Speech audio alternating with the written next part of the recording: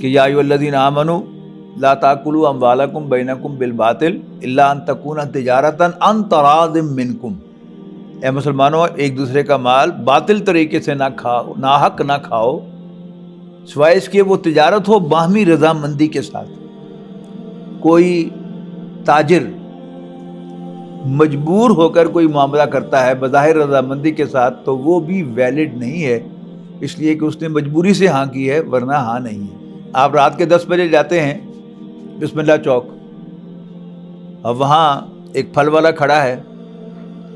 اور اس کے پاس ابھی 3-4 درجن کیلے پڑے ہیں، ٹھیک ہے جی، تو کیلوں کا ریٹ جو ہے وہ 100 روپیہ ہے۔ اب اسے پتا کہ اگر رات گزر گئی تو یہ صبح بیکار ہو جائیں گے، اب آپ اسے کہتے ہیں 100 روپے لینے نہیں، یعنی 3-4 درجن کیلے ہیں، اب اسے کہتے ہیں 150 لینے یا 200 لینے ہیں، وہ 400 روپے کے، تو اب وہ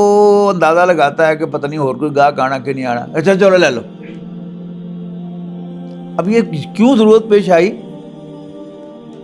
کہ اس کو پتا ہے کہ صبح ضائع ہو جانے ہیں اور میرا اصل ضرر بھی ضائع ہو جائے گا۔